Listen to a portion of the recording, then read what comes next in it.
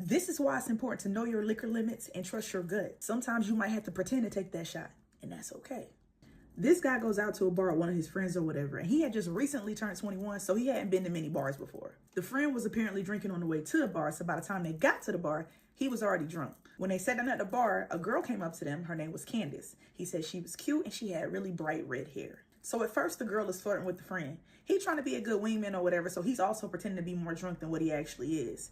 He thought the girl was trying to get free drinks out of them, but she kept offering to buy them drinks. Now he's confused because he doesn't know which one of them she wants. The friend gets up to go to the bathroom, but before he can come back, he gets kicked out by the bouncers because he's way too drunk. So let's say the guy whose story it is guy number 1, and the really, really drunk friend is guy number 2. So they go outside with guy number 2, and Candace is telling him, just come home with me. Even though she can tell he's pissy drunk at this point, she's still trying to convince him to go home with her. So guy number 1 is like, nah, he's way too drunk. I'm not letting him go home with you, waking up in a random house, in a random bed with no car and no clue what happened. That's not happening.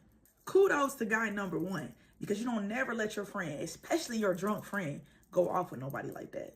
And at this point, I would be overly suspicious of Candace, because imagine if the roles were reversed. Apparently Candace is dragging, like she's like, nah, I got it. Like, just put him in the car. I'll take care of him. I'll make sure he's good for the night. So friend number 1 is like, yeah, no, he's not going anywhere without me. And guess what the fuck Candace does? Candace is like, all right, cool. He too drunk. Let's get him a taxi home. But you come home with me. Wee woo, wee woo. I don't know, me personally, that's a red flag.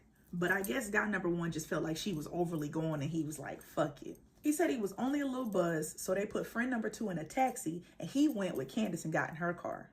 I don't know. I would want to make sure my friend made it home safe. That's just me personally. To each his own, I suppose. Also, maybe it's different for men.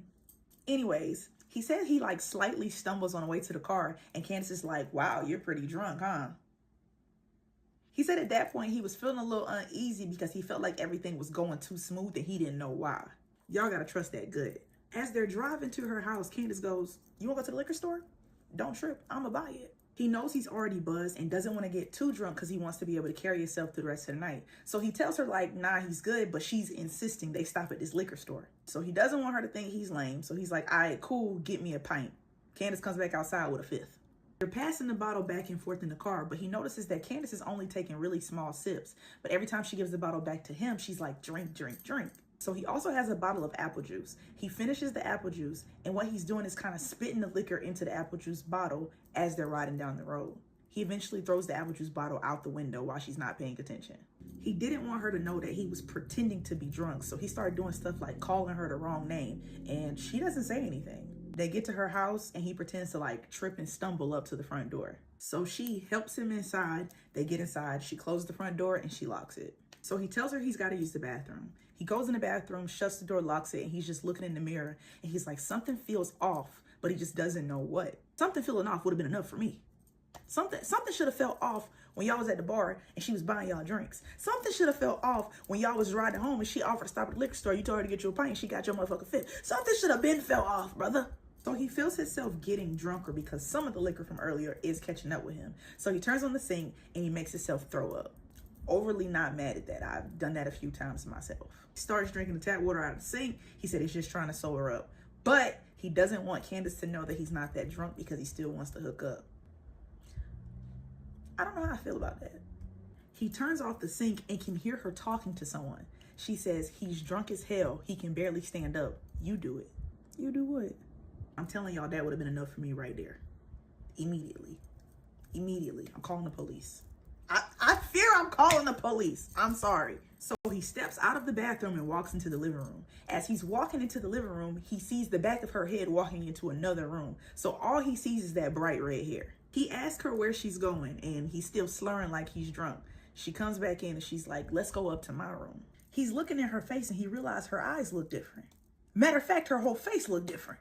Matter of fact, there's a whole nother bitch in a red wig. Y'all, he realizes this is a whole nother girl and the red hair was just a wig the whole time. In that moment, I probably just would have laid on the floor and passed away. I don't know.